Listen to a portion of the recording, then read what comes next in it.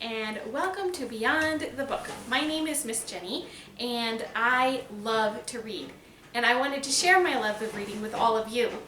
When my children were small, I used to read to them a lot, and now they're a lot older and they don't need me to read to them as much. So I've decided it would be fun to create a place where I can read some really cool books and at the same time create some activities for you to do along with the books. I would love it if you would read along if you happen to have a copy of the book that we're reading at the time, or just watch this or listen to this, whatever's most fun for you to enjoy the story. We will begin this series by reading Anne of Green Gables, and once we're done with that book, we'll move on to some other really fun books. After each session that I read, we will have some really fun activities for you guys to do. And what I would love to do is when you do the activities, take a picture of them or make your own video of them and send them to me so that I can see what you're doing and see how well you're enjoying the book. I am super excited to start this adventure with you. So thank you very much for joining me. Anne of Green Gables by L.M. Montgomery.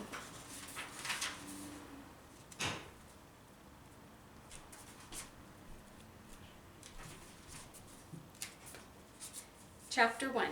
Mrs. Rachel Lynde is surprised. Mrs. Rachel Lynde lived just where the Avonlea main road dipped down into a little hollow, fringed with alders and ladies' eardrops, and traversed by a brook that had its source away back in the woods of the old Cuthbert place. It was reputed to be an intricate, headlong brook in its earlier course through those woods, with dark secrets of pool and cascade. But by the time it reached Lynde's Hollow, it was a quiet, well-conducted little stream, for not even a brook could run past Mrs. Rachel Lynde's door without due regard for decency and decorum. It probably was conscious that Mrs. Rachel was sitting at her window keeping a sharp eye on everything that passed, from brooks and children up, and that if she noticed anything odd or out of place, she would never rest until she had ferreted out the whys and wherefores thereof. There are plenty of people in Avonlea, and out of it, who can attend closely to their neighbor's business by dint of neglecting their own. But Mrs. Rachel Lynde was one of those capable creatures who can manage their own concerns and those of other folks into the bargain. She was a notable housewife. Her work was always done and well done, and she ran the sewing circle, helped run the Sunday school, and was the strongest prop of the Church Aid Society and Foreign Missions Auxiliary. Yet with all this, Mrs. Rachel found abundant time to sit for hours at her kitchen window knitting cotton warp quilts.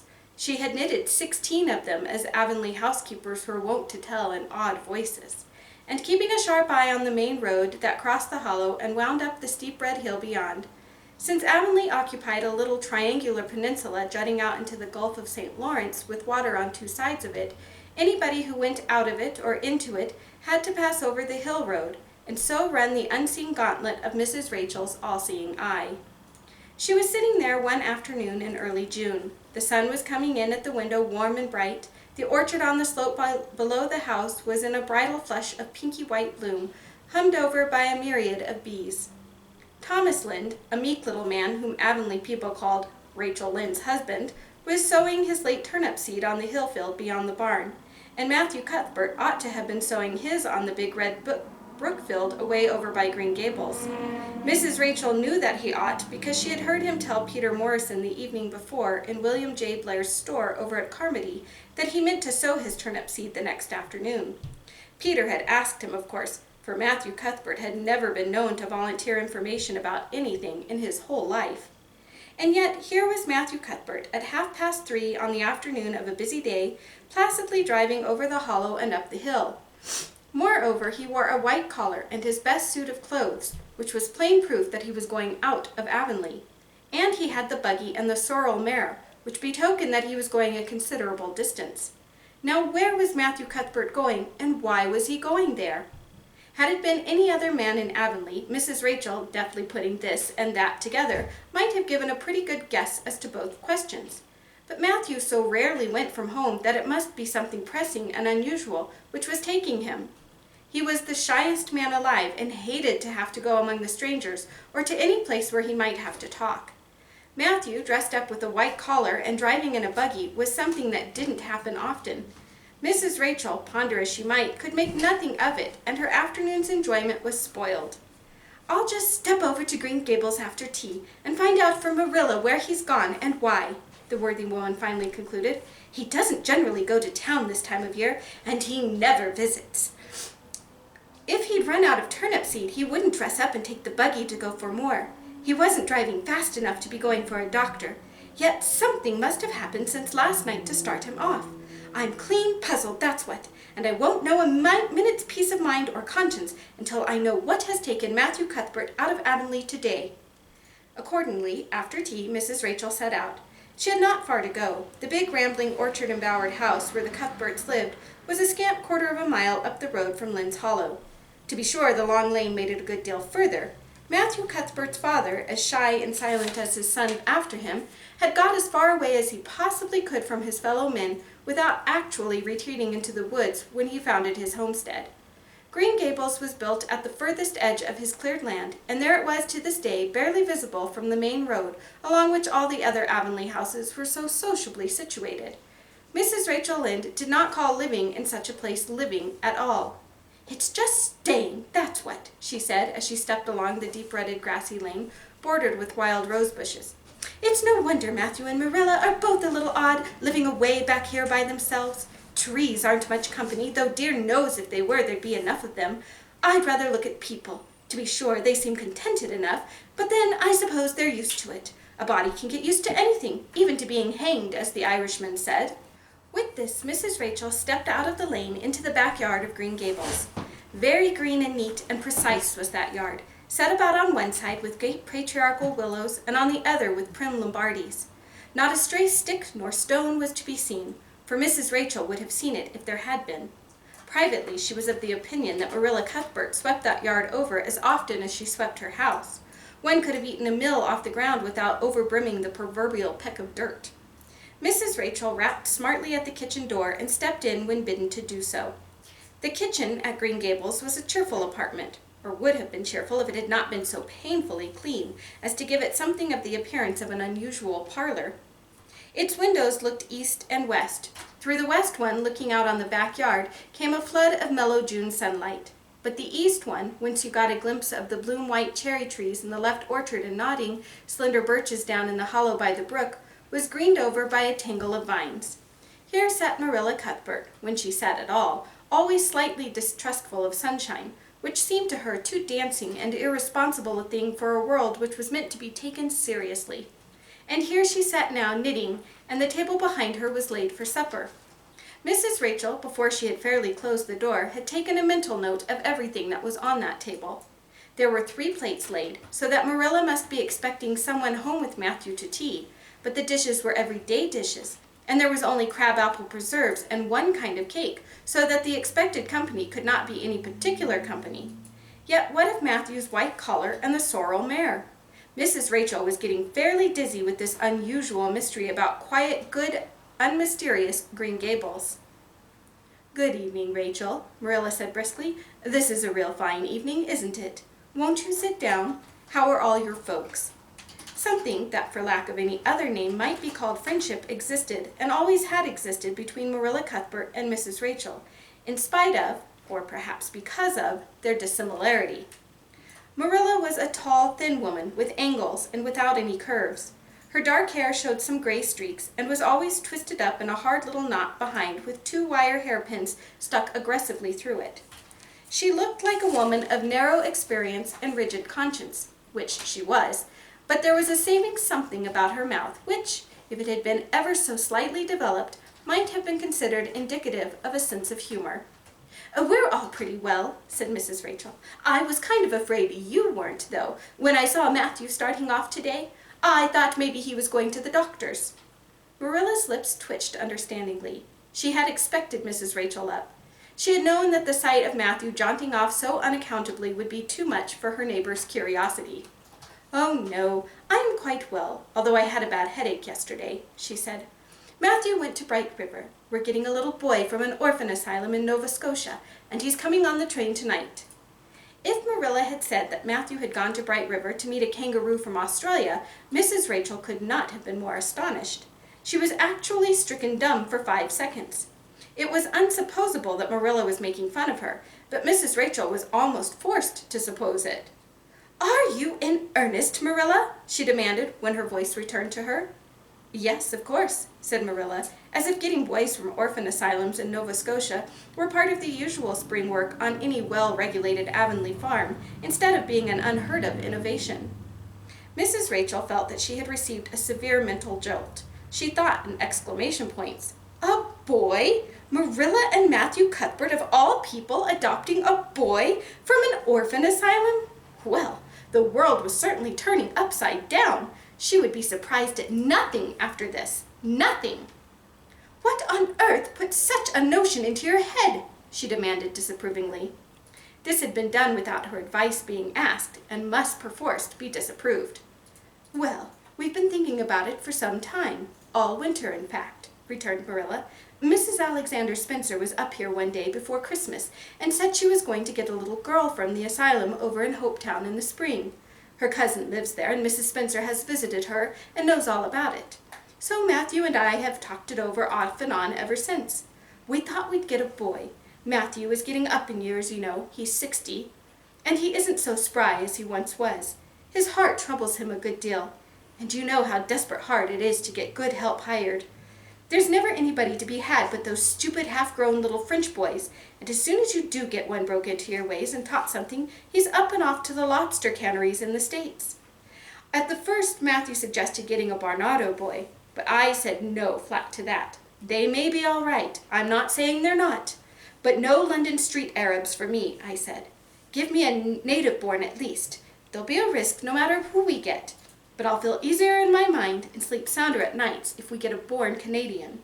So in the end we decided to ask Mrs. Spencer to pick us out one when she went over to get her little girl.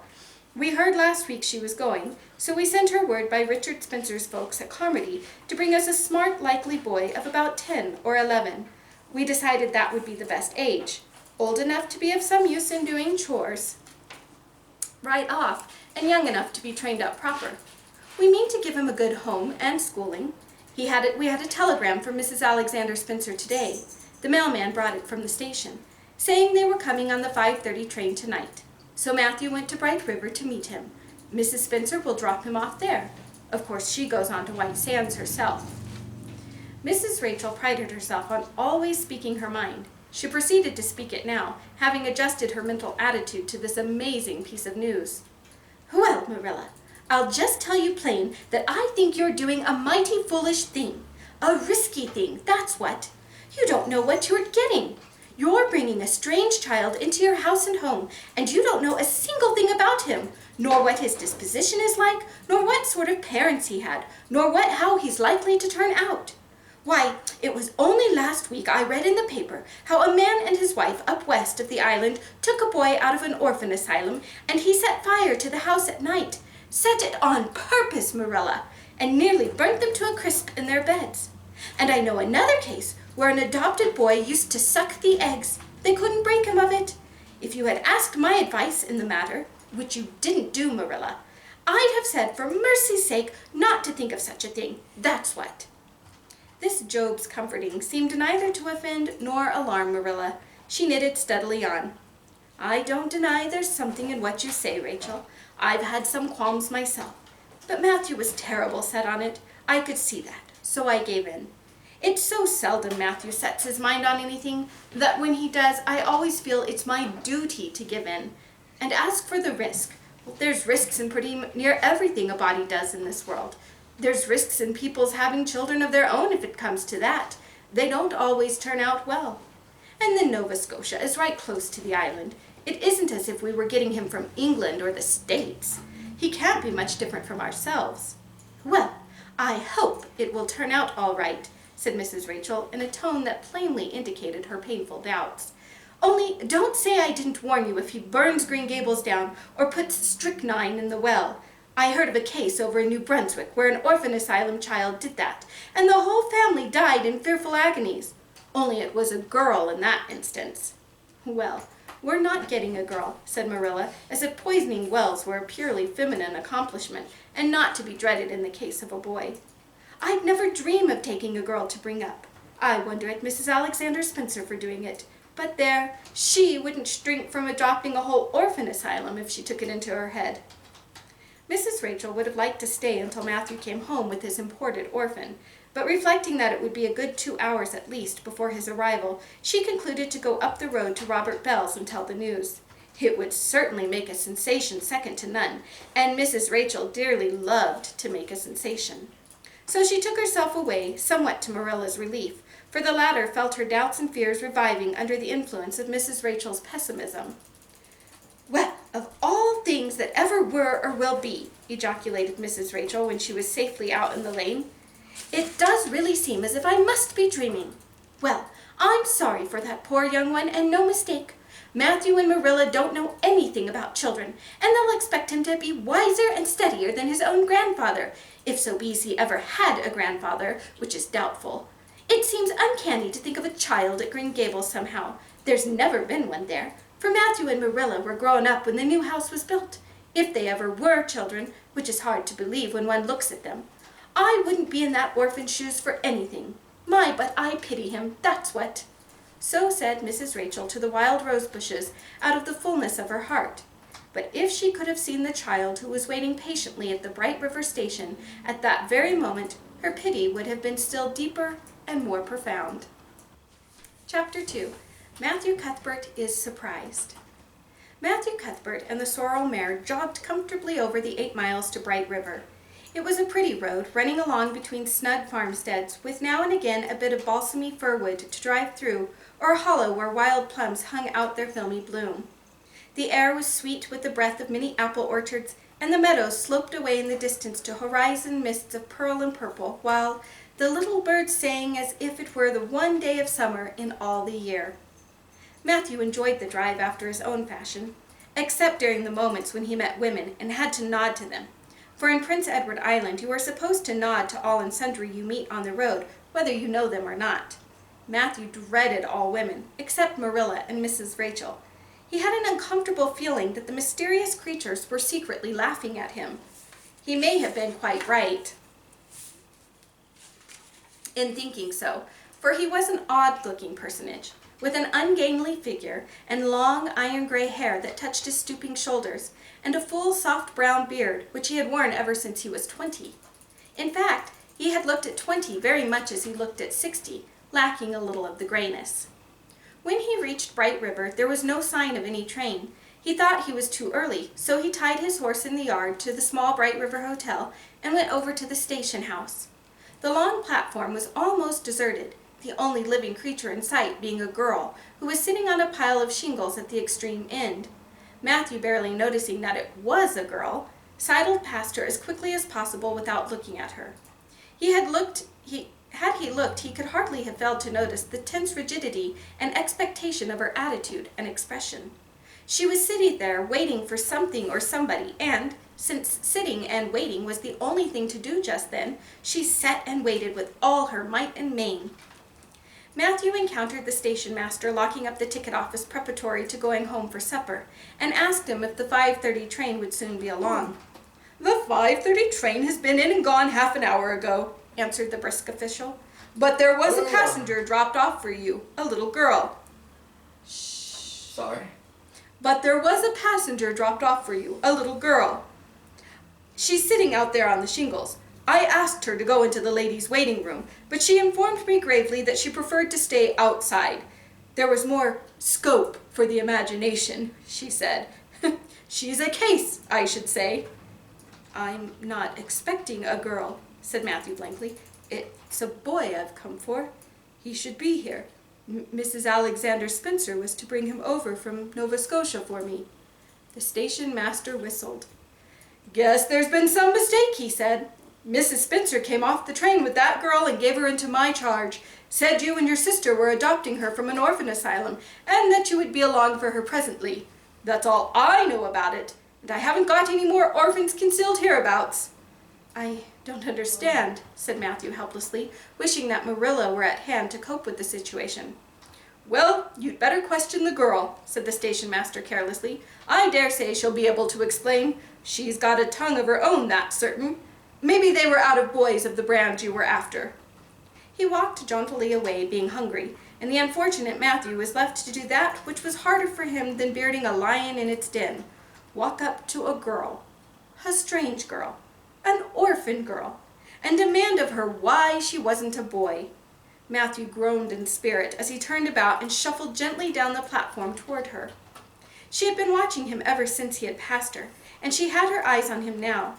Matthew was not looking at her, and would not have seen what she was really like if he had been, but an ordinary observer would have seen this. A child of about 11, garbed in a very short, very tight, very ugly dress of yellowish-gray wincey. She wore a faded brown sailor hat, and beneath the hat, extending down her back, were 2 braids of very thick, decidedly red hair. Her face was small, white, and thin, also much freckled.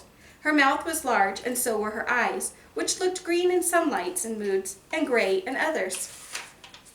So far, the ordinary observer.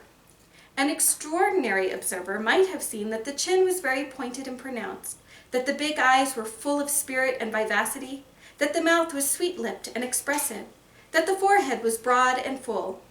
In short, our discerning extraordinary observer might have concluded that no commonplace soul inhabited the body of this stray woman-child of whom shy Matthew Cuthbert was so ludicrously afraid.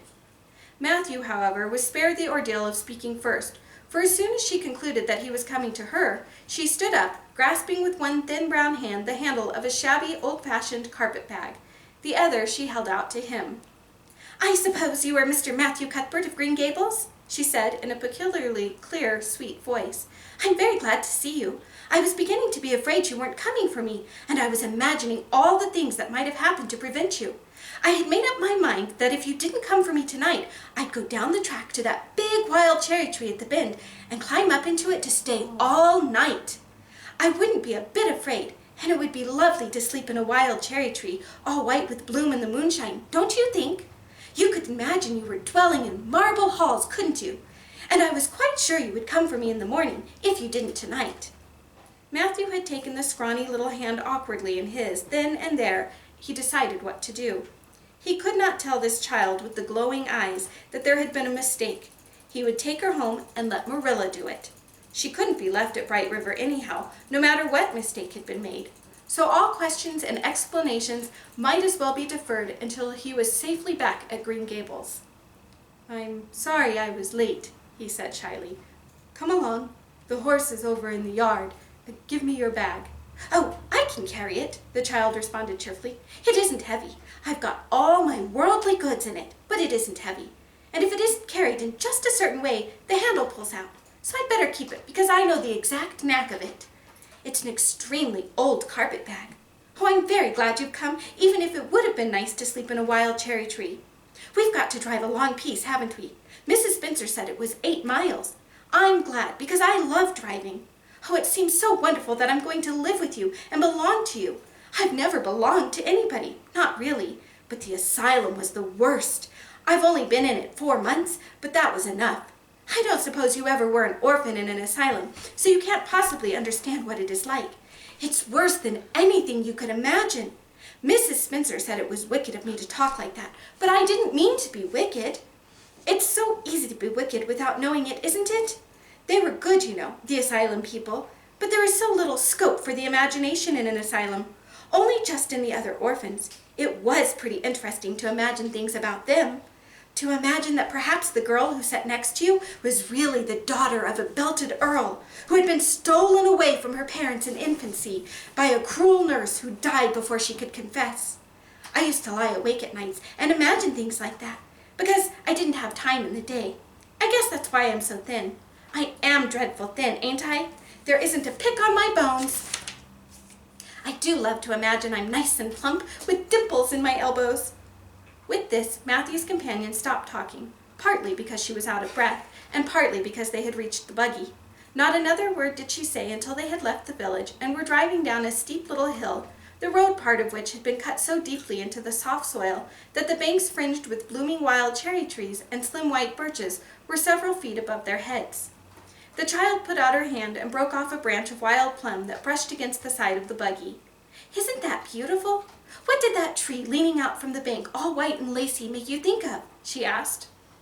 "Well, now, I don't know," said Matthew. "Why, a bride, of course. A bride all in white with a lovely misty veil. I've never seen one, but I can imagine what she would look like. I don't ever expect to be a bride myself. I'm so homely nobody will ever want to marry me. Unless it might be a foreign missionary. But I suppose a foreign missionary mightn't be very particular. But I do hope that someday I shall have a white dress. That is my highest ideal of earthly bliss. I just love pretty clothes, and I've never had a pretty dress in my life that I can remember. But of course, it's all the more to look forward to, isn't it? And then I can imagine that I'm dressed gorgeously. This morning, when I left the asylum, I felt so ashamed because I had to wear this horrid old wincey dress. All the orphans had to wear them, you know. A merchant in Hopetown last winter donated 300 yards of wincey to the asylum. Some people said it was because he couldn't sell it, but I'd rather believe that it was out of the kindness of his heart, wouldn't you? When we got on the train, I felt as if everybody must be looking at me and pitying me. But I just went to work and imagined that I had on the most beautiful pale blue silk dress, because when you are imagining, you might as well imagine something worthwhile. And a big hat, all flowers and nodding plumes, and a gold watch, and kid gloves and boots. I felt cheered up right away, and I enjoyed my trip to the island with all my might. I wasn't a bit sick coming over on the boat. Neither was Mrs. Spencer, although she generally is. She said she hadn't time to get sick watching to see that I didn't fall overboard. She said she never saw the beat of me for prowling about, but if it kept her from being seasick, it's a mercy I did prowl, isn't it? And I wanted to see everything that was to be seen on that boat because I didn't know whether I'd ever have another opportunity. Oh, there are a lot more cherry trees all in bloom. This island is the bloomiest place. I just love it already, and I'm so glad I'm going to live here. I've always heard that Prince Edward Island was the prettiest place in the world, and I used to imagine I was living here, but I never really expected I would. It's delightful when your imaginations come true, isn't it? But those red roads are so funny.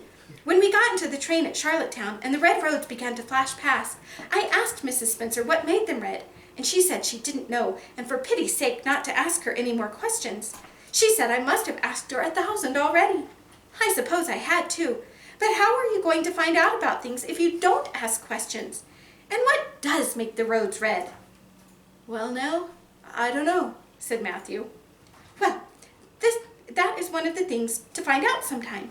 Isn't it splendid to think of all the things there are to find out about?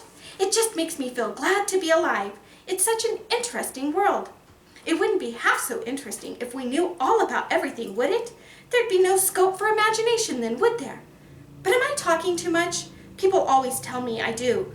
Would you rather I didn't talk? If you say so, I'll stop. I can stop when I make up my mind to it, although it's difficult. Matthew, much to his own surprise, was enjoying himself. Like most quiet folks, he liked talkative people when they were willing to do the talking themselves, and did not expect him to keep up his end of it. But he had never expected to enjoy the society of a little girl. Women were bad enough and all-conscious, but little girls were worse. He detested the way they had of sidling past him timidly with sidewise glances, as if they expected him to gobble them up at a mouthful if they ventured to say a word. That was the Avonlea type of well-bred little girl. But this freckled witch was very different, and although he found it rather difficult for his slower intelligence to keep up with her brisk mental processes, he thought that he kind of liked her chatter. So he said shyly, as usual, "Oh, you can talk as much as you like. I don't mind." "Oh, I'm so glad. I know you and I are going to get along together fine. It's such a relief to talk when one wants to, and not be told that children should be seen and not heard. I've had that said to me 1,000,000 times if I have once, and people laugh at me because I use big words. But if you have big ideas, you have to use big words to express them, haven't you?" "Well now, that seems reasonable," said Matthew. "Mrs. Spencer said that my tongue must be hung in the middle. But it isn't. It's firmly fastened at one end. Mrs. Spencer said your place was named Green Gables. I asked her all about it, and she said there were trees all around it. I was gladder than ever. I just love trees. And there weren't any at all about the asylum. Only a few poor weeny-teeny things out in front with little whitewashed cagey things about them. They just looked like orphans themselves, those trees did. It used to make me want to cry to look at them. I used to say to them, 'Oh, you poor little things. If you were out in a great big woods with other trees all around you, and little mosses and June bells growing over your roots, and a brook not far away, and birds singing in your branches, you could grow, couldn't you? But you can't where you are. I know just exactly how you feel, little trees. I felt sorry to leave them behind this morning. You do get so attached to things like that, don't you? Is there a brook anywhere near Green Gables? I forgot to ask Mrs. Spencer that." "Well now, yes, there's one right below the house." "Fancy! It's always been one of my dreams to live near a brook. I never expected I would, though. Dreams don't often come true, do they? Wouldn't it be nice if they did? But just now, I feel pretty nearly perfectly happy. I can't feel exactly perfectly happy because, well, what color would you call this?" She twitched one of her long glossy braids over her thin shoulder and held it up before Matthew's eyes. Matthew was not used to deciding upon the tints of ladies' tresses, but in this case there couldn't be much doubt. "It's red, ain't it?" he said. The girl let the braid drop back with a sigh that seemed to come from her very toes and to exhale forth all the sorrows of the ages. "Yes, it's red," she said resignedly. "Now you see why I can't be perfectly happy. Nobody could who has red hair. I don't mind the other things so much, the freckles and the green eyes and my skinniness. I can imagine them away. I can imagine that I have beautiful rose-leaf complexion and lovely starry violet eyes. But I cannot imagine that red hair away. I do my best. I think to myself, now my hair is a glorious black, black as the raven's wing. But all the time I know it is just plain red, and it breaks my heart. It will be my lifelong sorrow. I read of a girl once in a novel who had a lifelong sorrow, but it wasn't red hair. Her hair was of pure gold, rippling back from her alabaster brow. What is an alabaster brow? I never could find out. Can you tell me?" "Well, no, I'm afraid I can't," said Matthew, who was getting a little dizzy. He felt as he had once felt in his rash youth when another boy had enticed him on the merry-go-round at a picnic. "Well, whatever it was, it must have been something nice, because she was divinely beautiful. Have you ever imagined what it must feel like to be divinely beautiful?" "Well, now, no, I haven't," confessed Matthew ingenuously. "I have often. Which would you rather be if you had the choice? Divinely beautiful, or dazzlingly clever, or angelically good?" "Well, now, I don't know exactly." "Neither do I. I can never decide, but it doesn't make much real difference, for it isn't likely I'll ever be either. It's certain I'll never be angelically good. Mrs. Spencer says, 'Oh, Mr. Cuthbert! Oh, Mr. Cuthbert! Oh, Mr. Cuthbert!'" That was not what Mrs. Spencer had said. Neither had the child tumbled out of the buggy, nor had Matthew done anything astonishing. They had simply rounded a curve in the road and found themselves in the avenue. The avenue, so called by the Newbridge people, was a stretch of road 400 or 500 yards long, completely arched over with huge, wide-spreading apple trees, planted years ago by an eccentric old farmer. Overhead was one long canopy of snowy, fragrant bloom. Below the boughs, the air was full of a purple twilight, and far ahead, a glimpse of painted sunset sky shone like a great rose window at the end of a cathedral aisle. Its beauty seemed to strike the child dumb. She leaned back in the buggy, her thin hands clasped before her, her face lifted rapturously to the white splendor above. Even when they had passed out and were driving down the long slope to Newbridge, she never moved or spoke. Still, with rapt face, she gazed far ahead into the sunset west, with eyes that saw visions trooping splendidly across the glowing background. Through Newbridge, a bustling little village where dogs barked at them and small boys hooted and curious faces peered from the windows, they drove, still in silence. When 3 more miles had dropped away behind them, the child had not spoken. She could keep silence, it was evident, as energetically as she could talk. "I guess you're feeling pretty tired and hungry," Matthew ventured to say at last, accounting for her long visitation of dumbness with the only reason he could think of. "But we haven't very far to go now. Only another mile." She came out of her reverie with a deep sigh and looked at him with the dreamy gaze of a soul that had been wandering afar, star-led. "Oh, Mr. Cuthbert," she whispered, "that place we came through, that white place, what was it?" "Well, now, you must mean the avenue," said Matthew, after a moment's profound reflection. "It is a kind of pretty place." "Pretty? Oh, pretty doesn't seem the right word to use, nor beautiful either. They don't go far enough. Oh, it was wonderful, wonderful. It's the first thing I ever saw that couldn't be improved upon by imagination. It just satisfies me here." She put her hand on her breast. "It made a queer, funny ache, and yet it was a pleasant ache. Did you ever have an ache like that, Mr. Cuthbert?" "Well, now, I just can't recollect that I ever had." "I have, lots of times, whenever I see anything royally beautiful. But they shouldn't call that lovely place the Avenue. There is no meaning in a name like that. They should call it, let me see, the White Way of Delight. Isn't that a nice imaginative name? When I don't like the name of a place or a person, I always imagine a new one and always think of them so. There was a girl at the asylum whose name was Hepzibah Jenkins, but I always imagined her as Rosalia de Vere. Other people may call that place the Avenue, but I shall always call it the White Way of Delight. Have we really only another mile to go before we get home? I'm glad, and I'm sorry. I'm sorry because this drive has been so pleasant, and I'm always sorry when pleasant things end. Something still pleasanter may come after, but you never can be sure. And it's so often the case that it isn't pleasanter. That has been my experience anyhow, but I'm glad to think of getting home. You see, I've never had a real home since I can remember. It gives me that pleasant ache again just to think of coming to a really, truly home. Oh, isn't that pretty?" They had driven over the crest of a hill. Below them was a pond looking almost like a river, so long and winding was it. A bridge spanned it midway, and from there to its lower end, where an amber-hued belt of sandhills shut it in from the dark blue gulf beyond, the water was a glory of many shifting hues, the most spiritual shades of crocus and rose and ethereal green, with other elusive tintings for which no name has ever been found. Above the bridge the pond ran up into fringing groves of fir and maple and lay all darkly translucent in their wavering shadows.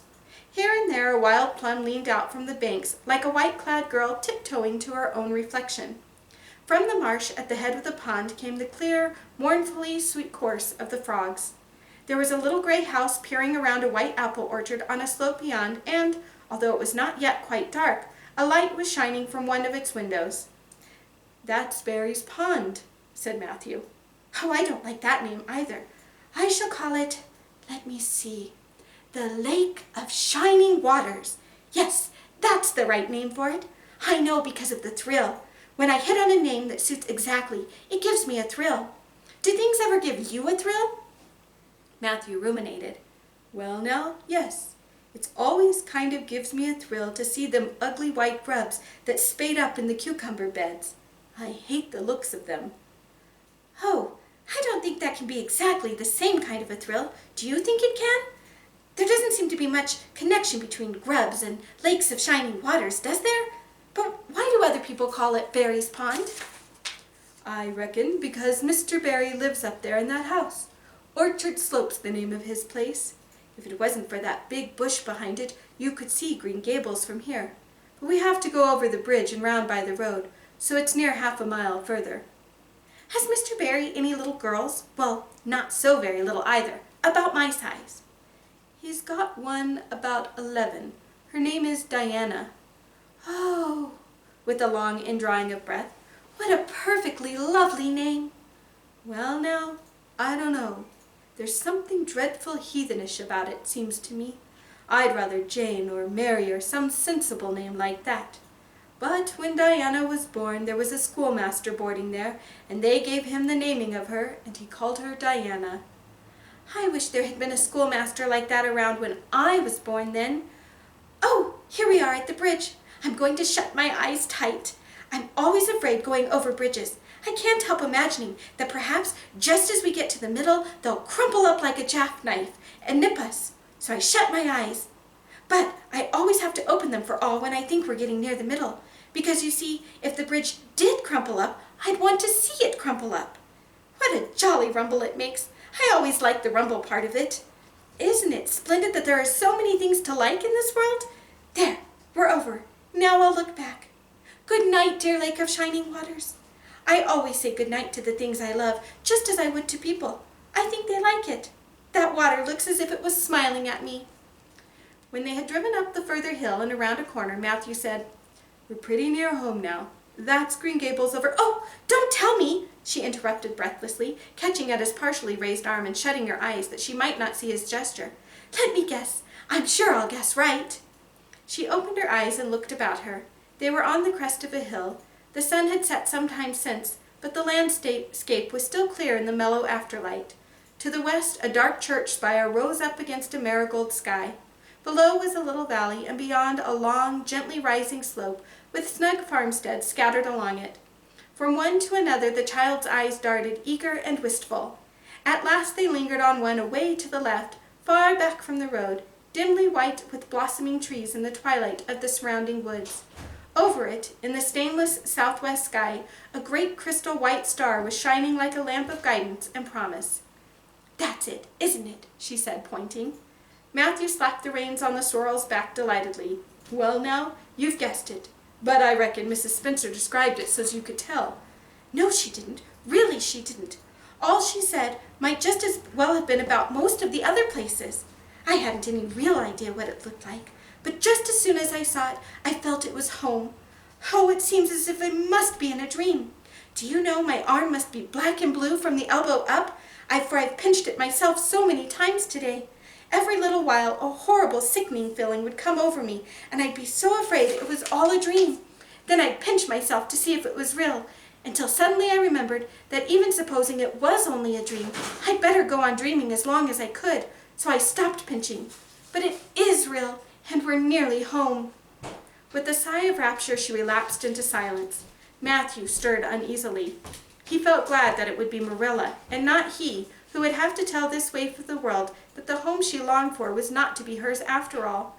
They drove over Lynde's Hollow, where it was already quite dark, but not so dark that Mrs. Rachel could not see them from her window vantage, and up the hill and into the long lane of Green Gables. By the time they arrived at the house, Matthew was shrinking from the approaching revelation with an energy he did not understand. It was not of Marilla or himself he was thinking, or the trouble this mistake was probably going to make for them, but of the child's disappointment. When he thought of that rapt light being quenched in her eyes, he had an uncomfortable feeling that he was going to assist at murdering something, much the same feeling that came over him when he had to kill a lamb or calf or any other innocent little creature. The yard was quite dark as they turned into it, and the poplar leaves were rustling silkily all around it. Listen to the trees talking in their sleep, she whispered as he lifted her to the ground. What nice dreams they must have. Then, holding tightly to the carpet bag which contained all her worldly goods, she followed him into the house. So for today's activity, I want you to pack a suitcase or a backpack with all your worldly goods. Show me what you would take if you were going on a special trip. What would be some special things you would pack? Anne had her suitcase, her carpet bag, and so we're going to create ours. If I were packing one, I would take some soft pajamas and my favorite scarf. This one happens to be Alice in Wonderland. And I always travel with a book, so that would go in my suitcase. Maybe if I'm going to another country, I might need my passport. And I always like to have some of my favorite jewelry with me. And some special cards and letters from friends and family. Those would be things that I would want to take with me on a special trip, all my worldly goods. So your assignment for today is to show me what your special things would be that you would want to take on a trip with you. And we will see you next time.